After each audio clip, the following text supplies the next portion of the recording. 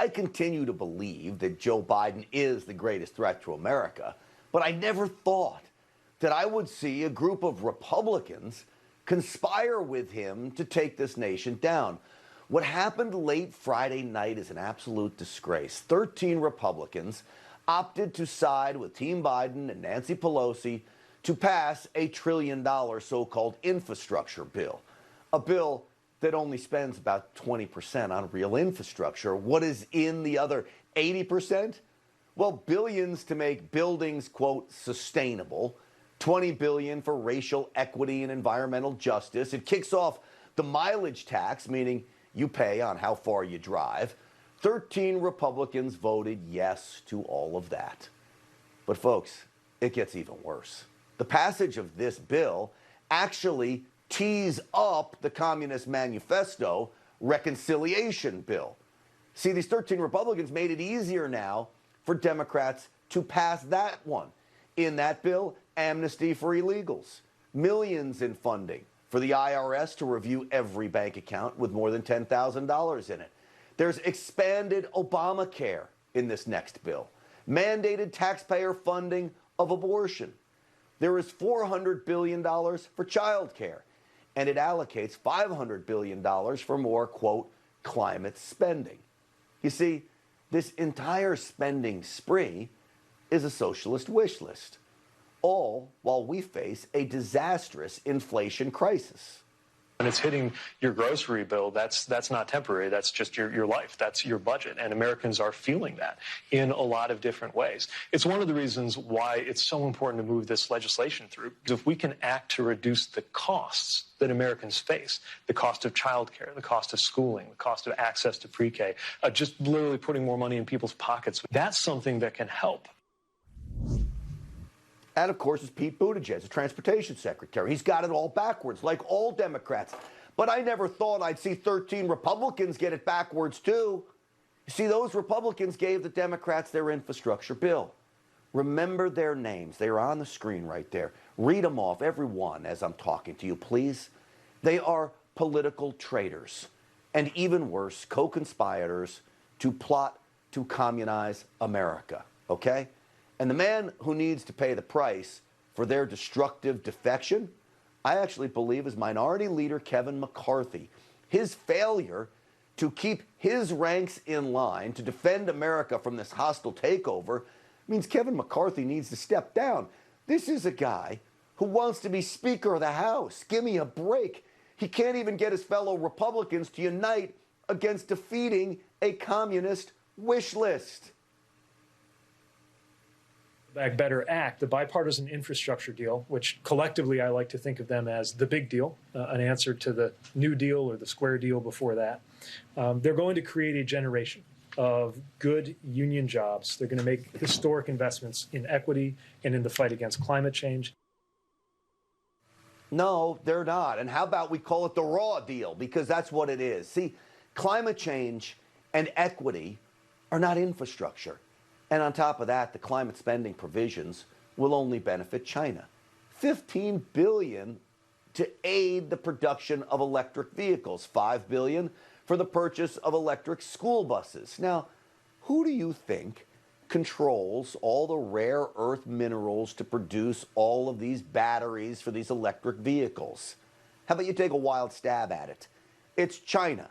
Now, that's no coincidence. It's a Biden payback, aided and abetted by those 13 shameful Republicans. And because the liberal squad voted against the bill, if Republicans remained unified, we could have killed it. Instead, we give Senate Democrat moderates like Joe Manchin and Kristen Sinema a bargaining chip. They can now start their phony negotiations. I believe in President Biden. I still do, and I will always, because he's a good person. He's here for the right reason. He really is in government for the right reason. We just have to work together. We can't go too far left. Oh. Did you just hear what he said? The man that's currently holding the line trusts Joe Biden's intentions. Is he delusional? Now pair that with the Republicans who are going and giving Democrats exactly what they want. And we have reconciliation passed in no time. You watch. I was delighted that the House finally found a way to pass the infrastructure bill last week. The president, if he hadn't signed it yet, I'm pretty sure will soon be signing it. Folks, this is why I've been saying for years, marble mouths there. Here's another one that's got to go. Happy the infrastructure bill passed? That's the Republican leader in the United States Senate. What is happening to this country? This is exactly why I am calling for a complete takeover of the entire Republican Party. Leadership at the national level needs to go. In the United States Senate, it certainly needs to go. Minority Leader McCarthy in the House needs to go. I'm tired of all of them. President Trump calls them RINOs. That's what they are, Republicans in name only. All of this proves how unprepared we are to fight. The GOP proved how unprepared it was to fight. Just look at New Jersey and what happened there with the governor's race. They could have won that race. And now, in Ohio, we get word of this. There are indications that the Senate, controlled by Republicans, is trying to redistrict one of the few Republican fighters we have in Congress, Jim Jordan. That's a guy I'd like to see as Speaker of the House. They want him out of office, Senate Republicans. The new map takes away part of his district and pits him against the Democrat incumbent. That race could be a 50-50 race. We control the redistricting map, Republicans do. Republicans need to protect conservatives, support them, not put them in danger. So here's another doozy for you. Senator Rick Scott, the Republican tasked with getting Republican senators reelected, revealed he will be helping the useless Trump-hating Republican from Alaska, Lisa Murkowski, which makes no sense when Senator Rick Scott just said this over the weekend.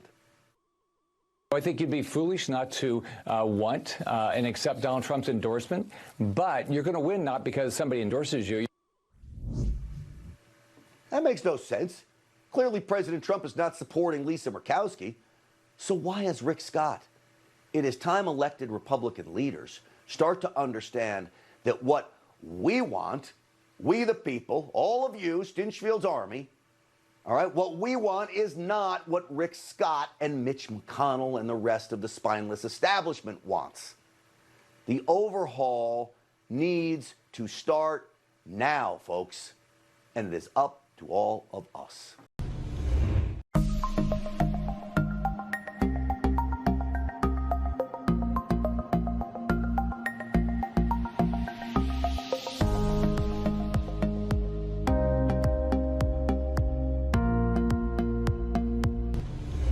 Thanks for watching. If you enjoyed this video, please join the conversation in the comments below. Don't forget to subscribe, too.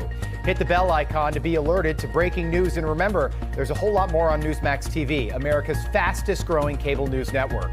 Newsmax TV, we're real news for real people.